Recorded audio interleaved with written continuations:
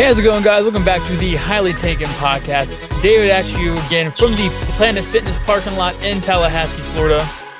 Christian at you from his room in Oakland, Maryland. And for once, we've switched up a bit. We thought we'd keep you guys on your toes. Christian is the one in the room. I'm the one in the car. And I bet you guys didn't see that one coming today. But that's what happens. You know what? It's part of March, and it's the madness. The madness. But first, I guess I have some NFL stuff I want to talk about. Now, the first one is going to be the breaking news that just came in today. And that's going to be regarding that the hip drop tackle is now illegal in the NFL. Now, usually this is when the defender, makes a tackle, moves on from behind, they drop to the legs, and then they land on the back of the offender's legs. You saw this happen with Mark Andrews earlier this year. Now, I will say NFL officials, the NFL officials said there's only one way this can be called. All three legs of this have to be done. So they have to wrap around, they have to drop the hips, and they have to put their weight into the offender's legs. And that's the only way it can be called the 15-yarder and automatic first down. So, Christian, what do you think of this new rule? I mean, I think we might as well just put flags on him at this point, right? Like, I don't understand. Look, man, when you sign a contract, okay, you're signing up to know that this is a dangerous sport. I understand, what they're trying to do in a sense of, they want to limit the injuries, but at the same time, like you're taking away from the game that it is. We put all this focus in the concussion protocols and stuff like that, and now the quarterback's virtually untouchable. And now we want to start basically protecting almost everybody on the offensive side of the ball from certain things now. When it's getting to a point where it's like it almost feels like you're playing two-hand touch. Like its defense is like almost not necessary. But then it also, even to a point, proves more that if you have a good defense, it's even worth that more now because you're going to need it. Like, you know what I mean? Like, it's just, I think it's a horrible rule. I see what they're trying to do, but like I said, man, you signed a contract. You're playing for millions of dollars. You understand what you're doing. Nobody wants a career-ending injury. Run faster. Don't get hit from behind. I don't know what to tell you, dude. Like, you sign your name on the dotted line. This is what it is. Yeah, I mean, you grow up knowing the risks of the sport when you start Pee Wee football.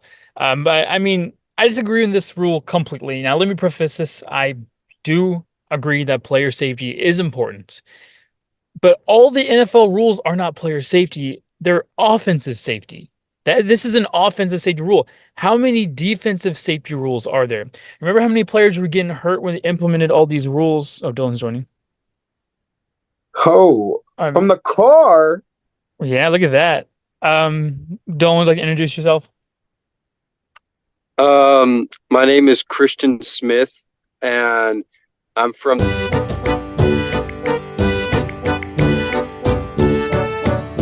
That my is favorite place. Thank you for giving me some more editing to do. You're gonna get. I don't want you to get canceled like the old Reds. Now, next thing you know, that freaking Castellanos with they hit a deep ball to left center field. But in all reality, my name is Dylan, and I'm from Des Moines, Iowa. What? Your real name's Dylan? Yep, he really is from Des Moines, Iowa. But yeah, we're right now in the middle of talking about the new drop tackle rule. I was in the middle of saying I just completely disagree with it. Like I said, I think that player safety is important, but again, none of these rules are player safety. It's offensive safety. There's no defensive safety rule. I remember how many defensive players are getting injured whenever they implemented the roughing the quarterback rules, because now these 300-pound guys are going full speed and somehow trying to stop on a dime to avoid a quarterback who just have thrown the ball. Now, also, let's keep this point in mind that they were just complaining about a week ago that the points per game average has dropped 4 to 6 points per game since 2020. That seems a little suspicious to me. Now, again, you want to also talk about player safety. What did they do? Well, what did they do in 2020? They added an extra game. They gave them less preseason games. So not only do you lose a week to condition yourself for the season, but then you're gaining a week to hit each other at full speed, full contact for another game, and you want to talk about player safety to me. Now, I mean, J.D. Watt said the best, just like Christian said, might as well put some flags on these guys at this point.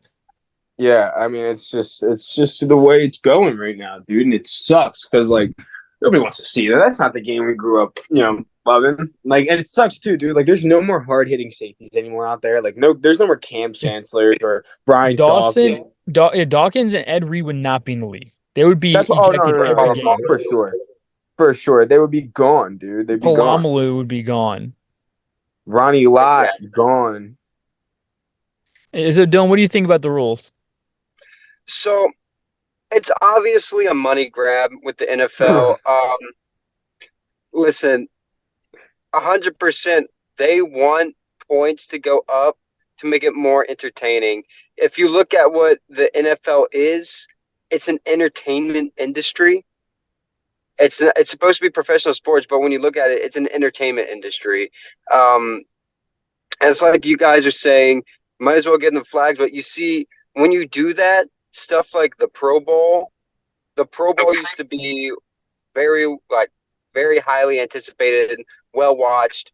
It was full contact. People weren't getting hurt in the game, but players like linemen were able to participate in it.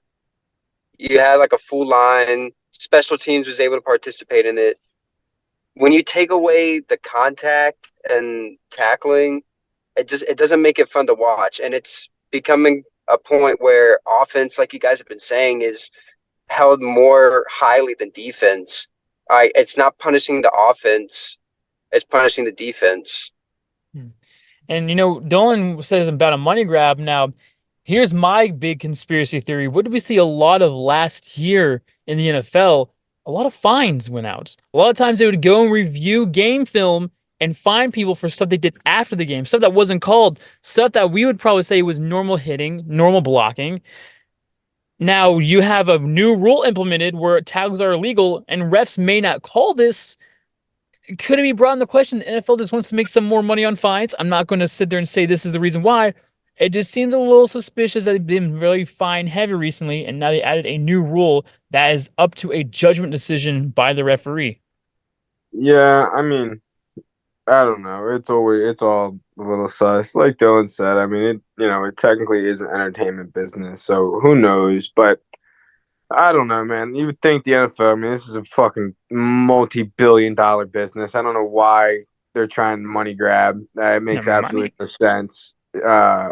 But hey, I don't know. I have no clue. I really got no clue about. Well, here's Yeah, the other thing to think oh, about, right? Like you're talking about David reviewing game film, a lot of the hits that they look at were like lowering the helmet, unnecessary hits like that. With this new drop tackle rule, the thing that you have to realize is a lot of these drop tackles are defensive linemen coming from behind, like defensive players come from behind and wrapping them up at the waist, which is where they're supposed to be.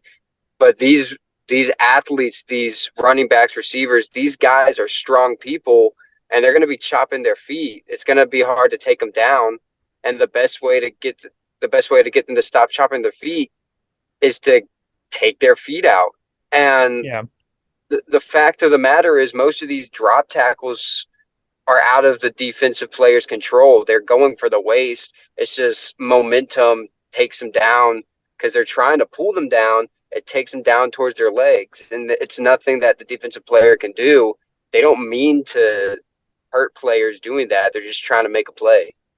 yeah, I think that's kind of here or there. I think it all depends. I think there's times there it is accidental, and I think there's also times where it is 100% intentional. Whether or not intentional to hurt the player, that's a different story. But 100% intentional way to tackle sometimes. yeah. I mean, sometimes there's no way around it. And Slay said, there's gonna be a lot of broken tackles this year, and there will be a lot of broken tackles this year if they're gonna implement this rule. It's just gonna be, especially these new guys. When is this gonna change for the players?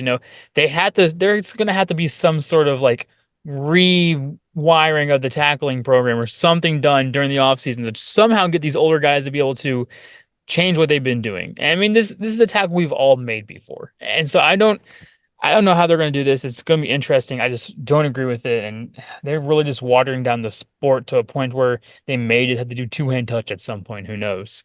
But I guess in other news, Eagles extended the time where Hassan Reddick's bonus kicks into April 1st. So speculations that he will be dealt soon. But where do you guys think is the possibility he will be dealt to? I don't know. Denver. I heard. Yeah, I would love it to be Denver in a trade for 13, but I don't know, man. I really don't know what it is we're going to be looking at here because I'm hearing Atlanta and Arizona are the two heavy teams interested in Reddick. And I mean, okay, if that's who's interested, but I don't really know what it is that we could get from them. What it is that would be a good return rate on a guy like Hassan Reddick. You know, I don't know. I can't think of a player of need on either side or on either team, I should say, Mhm. that would be worth the trade for Reddick. You could add in picks for it, but at the same time, I feel like I wouldn't like anything less than probably a second round pick for Reddick. Yeah. Well, if you're looking at Arizona being one of the teams, one of the position needs for the Eagles would be a safety. Don't Could They're no not going to no I trade don't Bates. no I don't want I don't. Oh, are we talking Atlanta to trade Bates? I said Arizona, like Arizona. Yeah, Buda Oh, you're no, talking I Baker. about don't want Buda. Buda Baker. I don't want Buda Baker. That's the last thing I want right now. Well, I'm just saying I could see it as a possibility. I think I don't think there's any players from either of those two teams I'd want, unless for some reason they're stupid and they're like, oh yeah, we'll give you Bajan, we'll give you Kyle Pitts. Like they're not going to do You that. don't need And so Bajan. at yeah, we don't need him, but it'd be nice to have him. But at the same time, like there's no other thing than picks, right? At least for those two teams. Now, if you're talking about the Broncos, sure, Justin. No, Justin is a free agent though. We wouldn't need to trade him, right? Or would we need to You have draft to Patrick him? get Surtain. 13. Surtain, yeah. So Surtain would be the one if it was the Broncos. The people are saying the Cardinals and the Falcons, those would have to be picks. And unfortunately, as much as I would love it, I do not think that the Cardinals would give up their fourth overall pick for a 29-year-old Hassan Reddick. I'd love for that to be the case. Don't think that's going to happen. Well, would the Falcons give away their like eighth or 10th pick for him? Probably not either. So we're probably are looking at second round if we were to trade him. I would go for that second round at this point, unless you can get a better deal. It would just stink because granted, we already got his replacement. On the plus side, we already got his replacement. We went out and got Huff. And so we have a young line. It's gonna be interesting. I really like him. He's one of my favorite players on the team, and it's gonna stink to just see him go. Yeah, Well, it is. Oh, go ahead, Dylan. I was going to say that, like you said, Reddick is 29 years old. Sweat is a younger guy. You can get him cheaper as well. The other thing that Howie is probably thinking about is Devontae Smith on the other side of the ball. Way younger guy, produces a lot his career with the Eagles. And I think he wants to keep Smith as an Eagle for a while. He's been the one receiver that the Eagles have successfully drafted, and I don't know how long, since maybe Jeremy Maclin, but Yeah, like I'm Arcega saying, it's Whiteside. true. Smith is more of a priority Riley than Reddick Cooper? is. And the fact that the defensive line's depth is so far down there, we have so much skill, even with your second, third guys coming in. I feel like he knows, like, yeah, we're going to lose a big guy, but people are going to pick up the slack. We need to have the money, the cap, in order to pay Devontae. I mean, heck, at this point, might as well just, you know what? The way the league is going, boost up that offense. Let's go get Worthy in the first round. Get some speed guys. No one can tackle him from behind. It's not allowed anymore. Just go out and do that so that way they can't tackle him from behind. The offense is too broken. No need to go for defense anymore. Yeah, Tyreek Hill and the boys down there in Miami are about to have a Oh, field day. Dolphins about to go off if they can stay healthy. Yeah, for real. Or if they could get a quarterback. Well, he's fine. He can just throw short slants, Dylan. That's all you need. Yeah, for real. But They'll still I lose guess to the Bills, but yeah, somehow we'll lose a like a 5 game lead in like 6 weeks. But the next thing I'll talk about is a lot of speculation coming out from the draft, which is now officially 1 month away from today, which is exciting. But I heard a lot of buzz that there are teams looking to trade in for that fourth and the fifth spot. Those being the Broncos and the Vikings are considering trading up to 4 and 5 to draft QB, which would mean there's a potential scenario where we have 5 QBs drafted in the first 5 picks. Do you actually listen, think that this will happen? listen, I don't know if we No. have 5 QBs come off the board in the first 5 picks, but I said it. We can go scroll somewhere through the podcast time frame that JJ McCarthy will be a top 10 pick, baby, and he's coming off the board inside of those top 5 picks. I don't know Everybody's loving his pro day. Everybody's loving what he did. And we already know Caleb's going 1. And we know that Drake May is probably going anywhere between 2 and 4. I think Jaden Daniels, his stock is rising right now because of other teams wanting quarterbacks. So he's Hmm. probably going to go at the 3 through 4 spot as well. But I think Minnesota has their sights set on JJ. And now I think if they played it right, I think JJ could drop to 12 to them. I really do. I think if they did what they needed to do, they could get him at 12. However, they're probably going to trade up and they're going to try and grab him too, because once the first 3 go, you have to then. Everybody's going to start pulling the trigger, and that's what we're looking at, it looks like right now, is the first 3. Now, New England has said they don't know if they're going quarterback. They haven't made a full decision on if they're going quarterback yet. So if New England doesn't go QB, then you know what I mean? It might see a different situation here. But I think if New England decides that they're not going quarterback, 90% chance they're trading out of that spot. I feel like there's just so much capital you can gather, and if you're not looking for a QB right there, then you can probably find a decent trade. Let's say Minnesota at 12. You can go ahead and jump down to the 12 spot. Yeah, it's a 9-pick drop. I hear you, but with what you're going to grab through capital wise, you could roll it back up a little bit more into another pick higher up and keep some as well if you're really looking at a guy that you think is going to go within like the 8 to 10 spot. Okay, Go. but here's what I'll say. I agree. A lot of people are going to be taking quarterbacks, but JJ McCarthy's stock is rising. I don't think you should base it off of a pro day.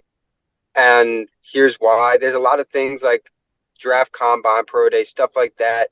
Yeah, you'll see like raw skill and raw talent based off of them throwing the ball, but there's no defense and there's no rush. You look at Zach Wilson's pro day, everybody was saying Zach Wilson was going to be a generational talent based off of his pro day. And I saw a throw that McCarthy made that started becoming super popular on the internet. And it's the exact same throw that Zach Wilson threw when everybody said, oh, yeah, this guy's next. And the thing is, yeah, raw talent. JJ McCarthy, I mean, hey, he's deserving to go into the first round right now based off of how he's been showing up at the combine and at his pro day.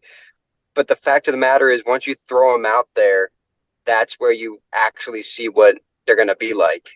You see how they react to different types of looks, different types of defenses. And in all honesty, I don't think McCarthy is that guy. I don't think he's a worthy quarterback. I don't think he's going to be as successful as people think. And just making I sure think, this has nothing to do with the fact that he wore maize and blue in college, right? No, no. Okay. What yeah, college you I go to don't again? know. Who Michigan. knows?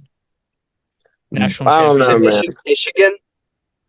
I'm sorry, dude. Didn't they Gross. shit on Ohio State and Ryan Day? Anyways, The refs did. yeah, well, 3-0 against Ryan Day. But, anyways, How did Florida finish again? Oh, that's right. They Irrelevant. didn't go to a bowl. They weren't bowl hey, eligible. Was that what happened? I don't want to hear. I don't want to hear. We sacrificed for the greater good. JMU got a bowl. Okay, we did. Yeah. We did what we needed to do. So JMU realistically, also that's a had more victory. NCAA tournament wins than Florida did this year too. That's right. Um, Sure. but no, on a serious note, eh, JMU, I mean, Christian has been saying it that he'll be up there. I definitely see a scenario where the Vikings end up going up the 4 because I truthfully don't think McCarthy makes it past the Raiders. Yeah, Truthfully, don't think he makes it past the I Raiders. agree. So I agree. if they want him, they're going to have to trade up to get that spot there. Who do they trade that with? Who's willing to give up those spots? Is New England one of those people willing to give up that spot? Maybe it would. The Cardinals one is interesting to me because the Cardinals one they would be moving back. How far would be moving back? They'd be moving back to like what 12, They've been moving 13? from 4 to 12. Here's what I really think is interesting about the Cardinals is we all know what the Cardinals want, and that's a wide receiver. Yeah. And what did the Vikings have? The Oh, best wide receiver in the NFL. And that's what's real scary there, though, is because it's like, okay, wow, like if you know what I mean? If you're getting JJ McCarthy and you're putting him in an offense with Justin Jefferson, that's great. But now but if you're going to possibly get JJ McCarthy in an offense without you have Justin Jordan Jefferson. Addison as your one. But right with Jordan Addison, Jordan Addison proved great as a rookie year. But here's another thing to look at: Justin Jefferson in himself holds the value of a first round pick. Right. So if you can trade Jefferson for that 4 and keep the 12, this is a wide receiver heavy draft. Mm-hmm. So it's not horrible. Now, granted, if you're asking me, no, Justin Jefferson is a guy you got to figure out a way to keep off limits. You have to figure out a way to work around it. But it's not a horrible scenario if you ship Jefferson out for just the 4, maybe like an extra pick, like a next year second or something else like that. But it's not a horrible scenario if you send them out for the 4 and keep your 12 and draft a wide receiver in this very heavy draft class. And even if you do something like that, you still have the 21st pick. So you bundle that 12 and 21 and you move up a little bit or 23, I think they're right after Philly, I should say. So you bundle the 12 and 23 and maybe you can find a way to move back up into like the 8.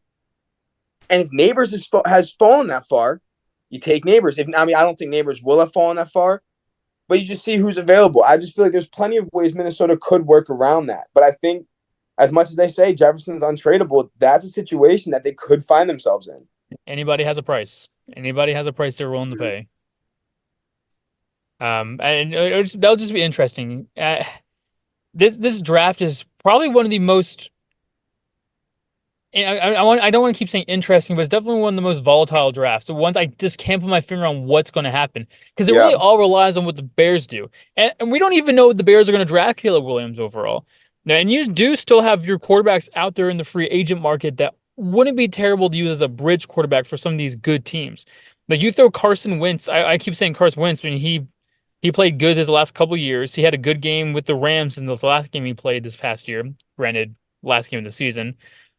But you put him on a team like the Vikings, who would have Aaron Jones and who would have Justin Jefferson. You let a quarterback sit behind him, or the Bears go ahead and you're like, oh, we'll get you and we'll draft Marvin Harrison Jr. That top pick right there, the Bears not knowing what they're truthfully going to do, is truthfully screwing up a lot of drafts this year, and I just don't know what they're going to do with the 9 and the 1 pick. I thought Wentz went to the Bears. No, Wentz hasn't signed. I think Wentz would be a good fit for the Bears, and that'd be interesting if they would run a draft Marvin Harrison Jr. and either draft a young quarterback at 9 or draft another. Because Carson Wentz is only 8 years. This would be his 8th year in the league, so he's not old. He's not young by any means, but he's not old. I don't know. I feel like the number 1 pick is kind of set in stone. I feel like we know Caleb Williams no matter what. I do. I just don't see. Look, man, they got rid of Fields, and getting rid of Fields was what put it all into motion. That's like saying, okay, we're moving. Going out and getting Keenan Allen. Yeah, we're going right. Yeah, and then Keenan Allen was over at his pro day. Like, he's coming to Chicago. He will be a Chicago Bear. A quarterback who's going first overall, which is going to send everything into a spiral because Washington's going quarterback at number 2. Now, I think the quarterback that ends up falling out of every quarterback in the draft, Drake May. It's going to be Drake May. Yeah, I think it's going to be Drake May. I'm hearing Jaden Daniels is what Washington's looking into at number 2. And that would be big. And that's what I think is going to kind of cause everything because I think that's New England's guy as well. I think New England is also looking into Jaden Daniels. So I think if Washington takes Daniels at 2, that's when you're going to see New England pull the trigger and move out of the 3 spot. And that's when you could see Minnesota go ahead and make their move up into maybe the 3. Because New England, they could use a receiver, but they could use really anything. New England could use anything. So you don't have to force the hand with Justin Jefferson there. You know what I mean? I think it's not even as all depending on Chicago. I think right now it's all depending on Washington. I really do because we know Caleb Williams is going 1. Who's going 2? And we're here. I'm hearing Jaden Daniels is rising up on draft board. I'm hearing Washington likes him, and I'm hearing New England likes him. And if they both like him, and one's gone before the other gets there, it's gonna send everything into a frenzy. It's gonna change everything up. Yeah, I know. I feel like the episode before the draft, we should just do a special, just call it the draft special, and just do mock drafts. I think we should. And so that way we can see where it is. The only thing I hate about doing mock drafts is mocking trades. I usually stay away from trades when I do my first mock drafts. I'm like, it's so dumb. I don't want to sit here and have to. Oh, Dylan didn't like what we were talking about. I don't know. I wouldn't mind incorporating some. If you think you don't have to incorporate obviously like what they're trading for, but like You If just you think like think in the what top team's gonna go 10, up? yeah, like if you think in the top 10, you think Minnesota is going to trade into the 4, right? Minnesota down at the 4. Yeah. You know what I mean? All right. I guess. Do you guys have any NFL news you want to bring up before I move on to the next topic? Nah, I think that's about it. Yep. Shout out Quez Watkins. Welcome to Pittsburgh. Not a far move Mm, for you, but good riddance. good riddance. Um, Yeah, that's what I Yeah. was thinking. was swapping out 16 for Pickett. They're gonna swap Yeah. jerseys. Oh my goodness! Imagine the nasty swap that would be when they play each other, which I believe would be next year. I believe we have the AFC North Yeah, we next played year. the AFC. Yeah, we played the AFC North. Yep. But the next thing I want to talk One, about is just. Oh, what are you gonna say? so I didn't get to add on one thing I'd say with Justin Jefferson and the Vikings. One thing I think the Vikings are probably thinking about with Justin Jefferson not picking up that final option, um, because they're probably going to lose in the free agency if they don't get a deal done, and especially with him not picking up that option, I think that the Vikings could deal him just so they can get some sort of uh,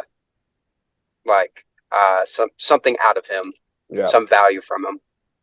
Yeah, I mean that's not truthfully. I don't think that's a bad way of looking at it. Like I said, when you set up a scenario like I set up, that's not a horrible idea. You get rid of Jefferson Mhm. for essentially the 3 or the 4 pick, and you redraft another wide receiver at 12. And if you still feel Yep. like you really want to have 3 wide receivers, you draft another one at 23.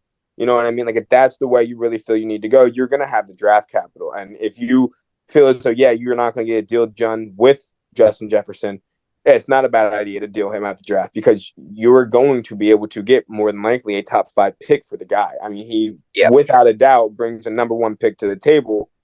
And to a team, you're talking a team like someone middle of the pack. You're gonna get 2, 3 first round picks out of it. But you go up to someone like New England, Arizona, you can probably send him for the 3 to 4 pick, and next year's second or next year third. Hmm. Yeah. But I guess moving on to the next sport, just one topic I want to talk about in this one. It's going to be baseball. Trevor Bauer went out and pitched 3 scoreless innings against the New York Yankees the other day. And I'm sick and tired of saying it. Someone sign Bauer. Like, please sign Bauer. Like, at this point, the Dodgers, maybe you want to sign him. Prove them wrong. I don't know. Just he's looked phenomenal during the spring training. It's unfortunate that we still have not seen him at all. Yeah, it's a shame. It's a shame to the MLB. It's a shame to Bauer. It's a shame. It's a shame on every franchise. Honestly, I mean, the guy has said and come out that he would play for league minimum. I mean, we're talking about 3 years ago. A guy was a Cy Young winner, and you don't want him on your opening day roster, and you've also already seen the guy can still pitch, and you're seeing it right now in the spring. Through what he's doing against these teams in spring training, but at the same time, too, like this guy was doing it overseas the past 2 years as well while he was out of baseball. He's been staying in shape. He's been throwing. He's been performing well. I don't know. I don't know what it is. It's a shame because nothing had come of all the allegations that were put against him. I don't know. I don't understand. Hopefully he does find his way back in the league. Come playoff time, maybe that's when he finds himself in a position. I think truthfully, you'll really find it when the first pitcher falls through the season. Someone, hopefully not happens to anyone, but someone's going to mess up their arm. Maybe have to get a Tommy John surgery, and that's when Bauer gets his chance. I don't know, but he deserves a shot. In one way or another. Here's the thing: the MLB's moral compass is so Fuck, screwed up. fuck. It is so screwed up. You look at this with Bauer; he was proven innocent, and then you have this whole ordeal with Shohei Ohtani and the betting, right? They haven't. They're not going to investigate right now because they don't want to get rid of their golden boy, somebody that's bringing in a lot more income because you have people in Japan now that follow him that are going to want to watch baseball, want to follow baseball, Yeah, and one of the biggest follow this markets in guy. LA. Yeah, and once they know, MLB knows if we try and go after this guy, we're going to lose so much money. We're going to lose so many viewers, and it's going to mess up the MLB's revenue.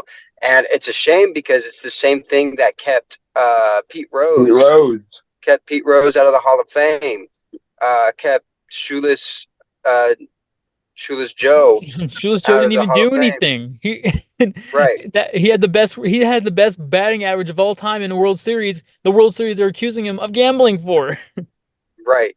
And it's a shame because now if people actually keep up with baseball and they remember this stuff, it needs to raise questions like, hey, if you're gonna make an exception for this, I mean, why not allow Pete Rose into the Hall of Fame? Allow Shoeless Joe Jackson into the Hall of Fame. If you're not gonna do anything to this guy for violating the rules that you put in place, then you either need to decide we're gonna we're gonna investigate him, or we're gonna go ahead and just wash out the stuff that happened in the past and allow these guys into the Hall of Fame, which I think that should happen. The only reason that betting should be wrong is if a guy is betting on his team losing, which you can find out. You can find out what they're betting because there's going to be slips and there's going to be receipts and everything where you could see if a player is betting on his team to win, he's not going to fix games.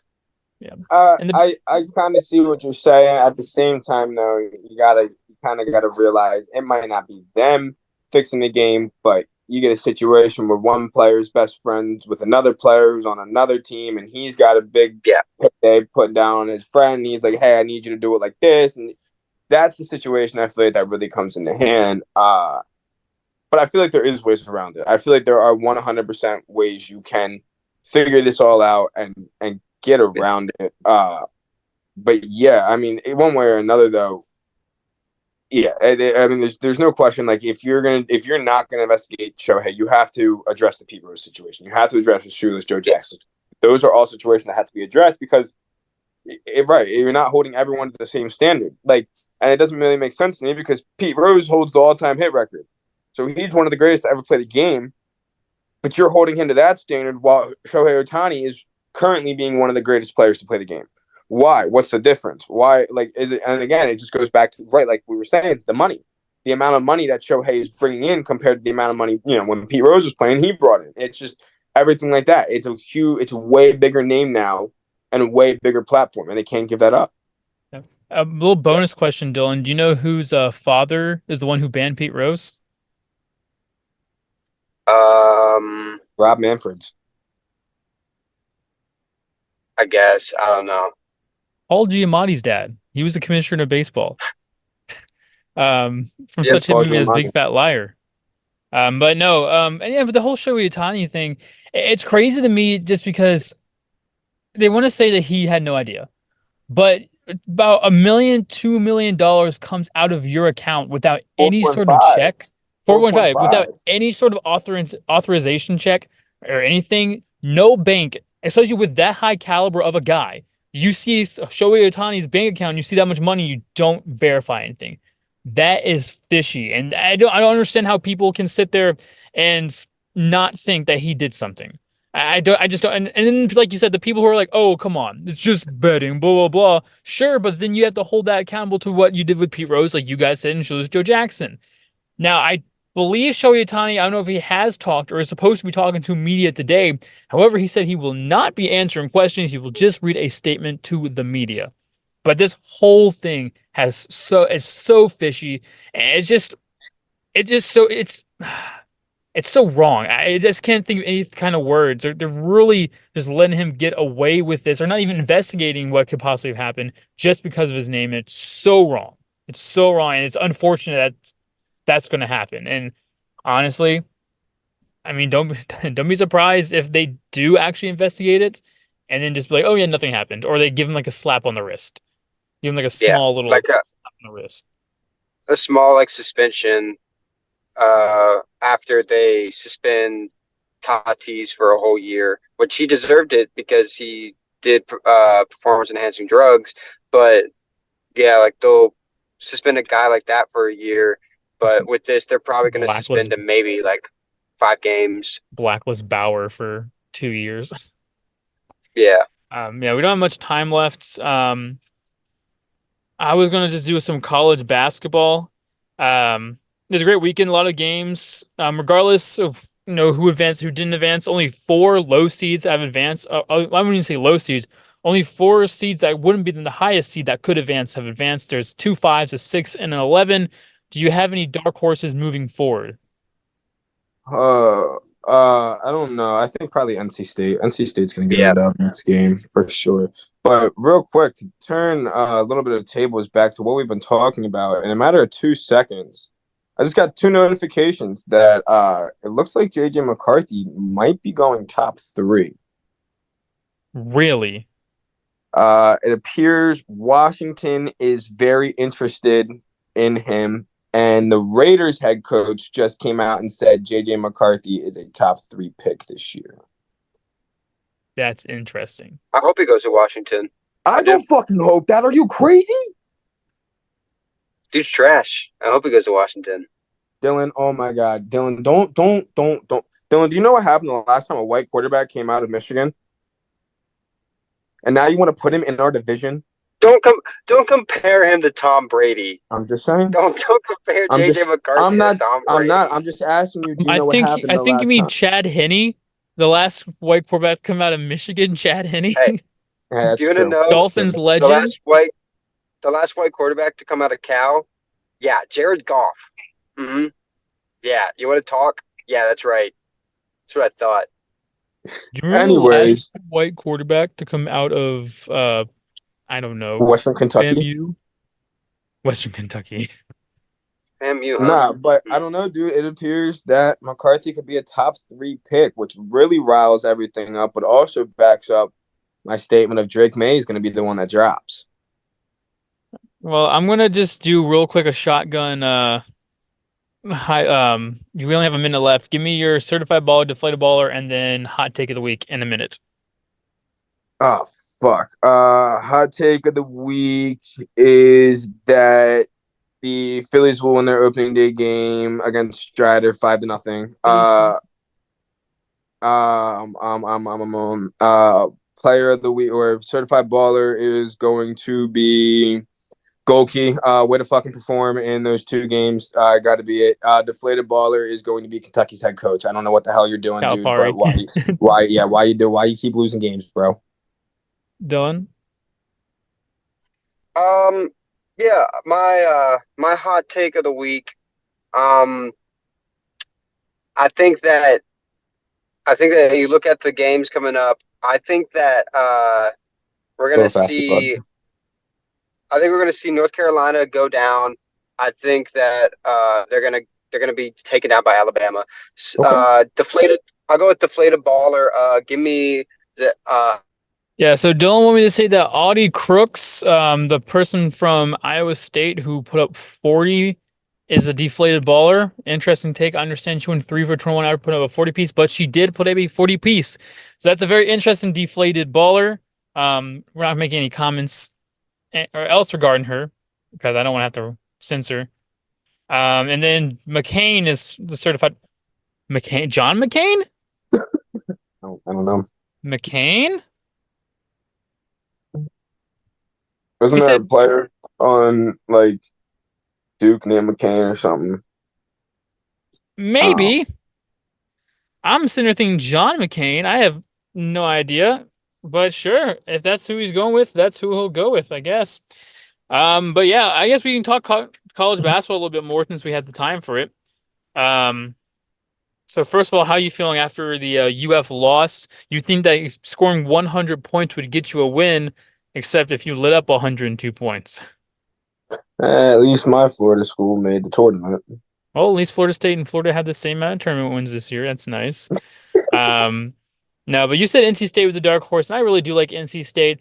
However, I feel like it's just going to be one of those years where you're just going to roll with the top seeds. I don't think that these low seeds scare me at all. Now, I like Gonzaga and San Diego State both because those are both teams who have good tournament experience in the past couple of years.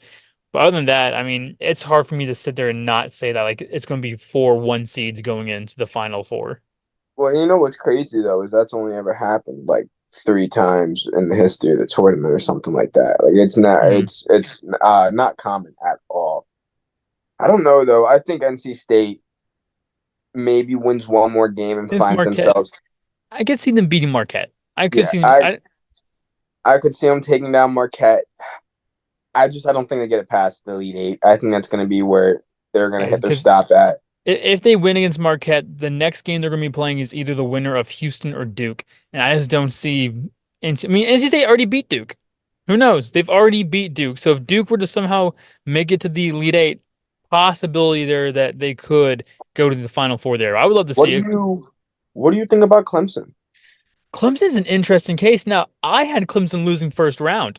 I Yeah, did I not think they did had as any well. shot. I had New Mexico State coming with that upset, but Clemson, played a good game against them and a good game against Baylor last night. Maybe they're a sneakily good team that didn't get too much credit during the regular season. Who knows? Do I think they'll make it? Who do they end up playing now? They play. I can look. I can see. Just give me a couple seconds. Trying to figure out what side of bracket they're on. Oh, what the hell? Because they'll play the 3, 4, 5. You said Clemson. They're playing Arizona. Clemson. See, and I don't think Arizona's all that good either. You could see it's tough. I like Clemson, and they could very much win the game. I wouldn't pick them to win, but they could very much make an Elite Eight appearance. I think they're a sneakily good team. I didn't think so starting the year, but I also didn't think there was a lot of good ACC basketball schools besides North Carolina and Duke this year. But obviously, NC State and Clemson would like to have a word. We have a situation with a good amount of ACC teams left, a good amount of Big 12 teams left, and then like So, one what do SEC. you? Let me see. Out of the 4-1 seeds that we have, who's the first to fall?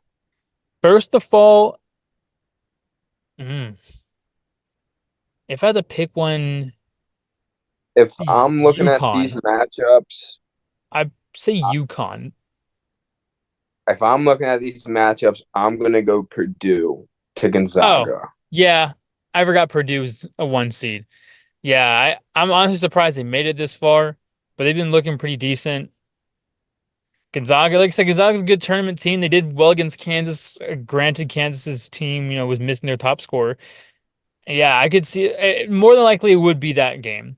But don't be surprised if UConn loses to San Diego State, a real rematch of last year's championship game in the Elite Eight this year, or Sweet 16 this year.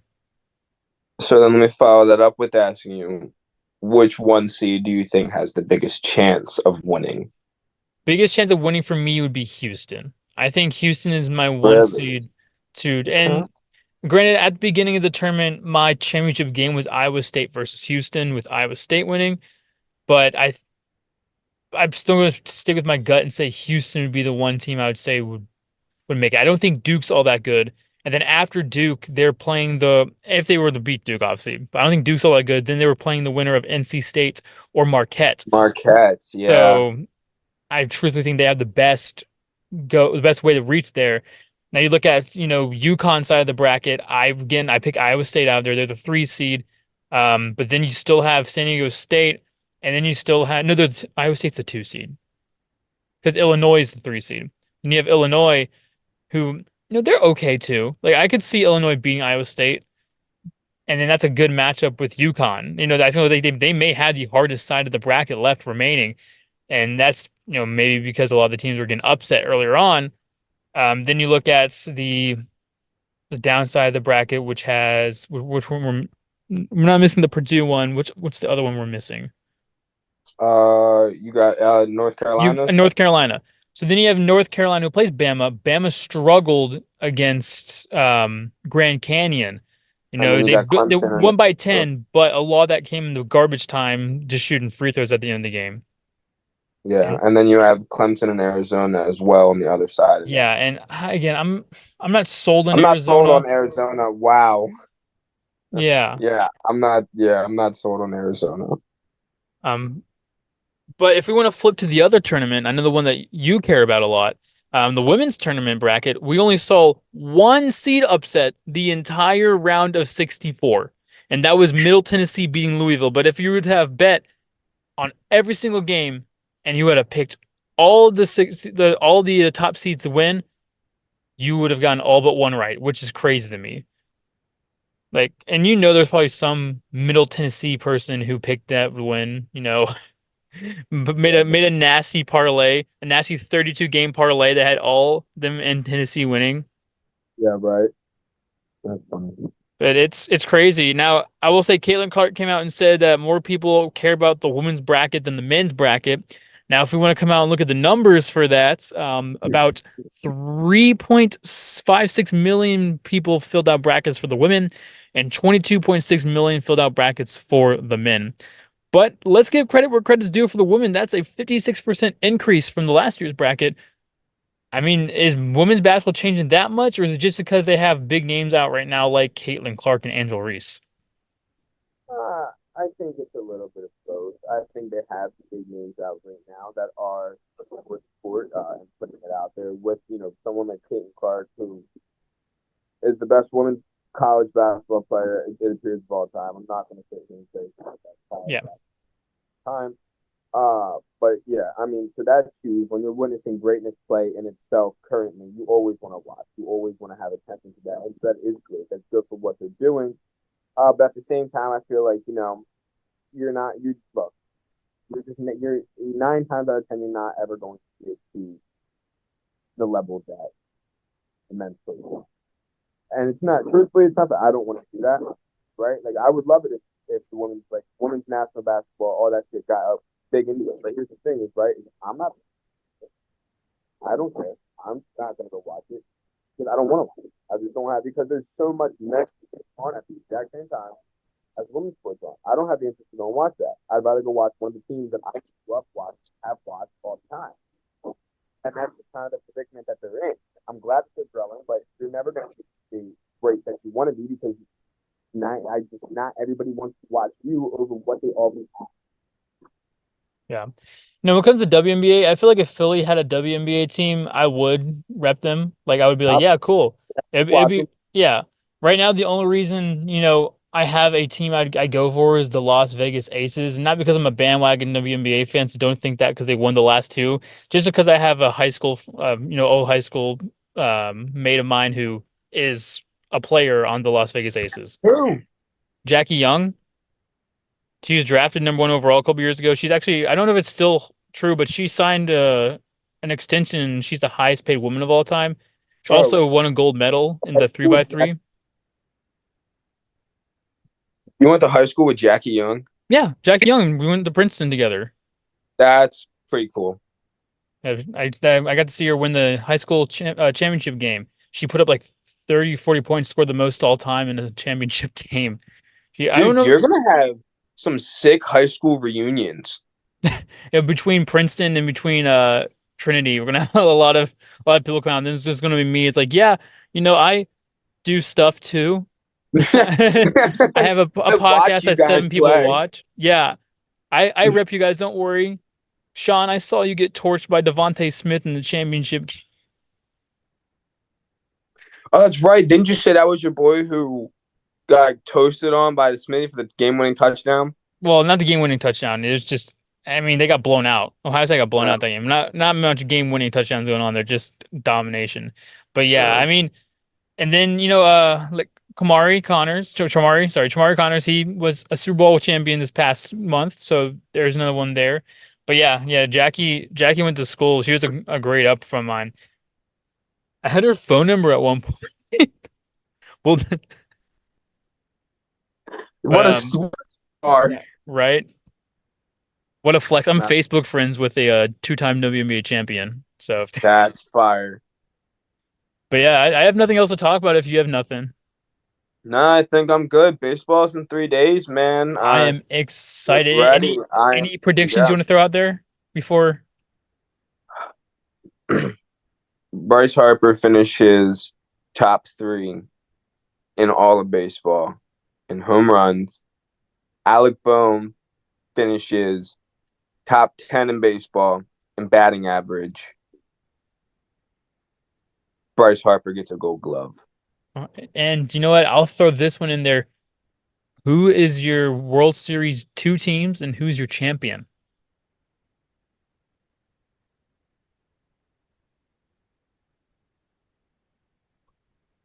From the AL, I think I'm gonna go with the Rangers to get back. I think I am. And I'm gonna go with Philly from the NL. I got the belief there. I'm gonna go Philly. Who'd win that?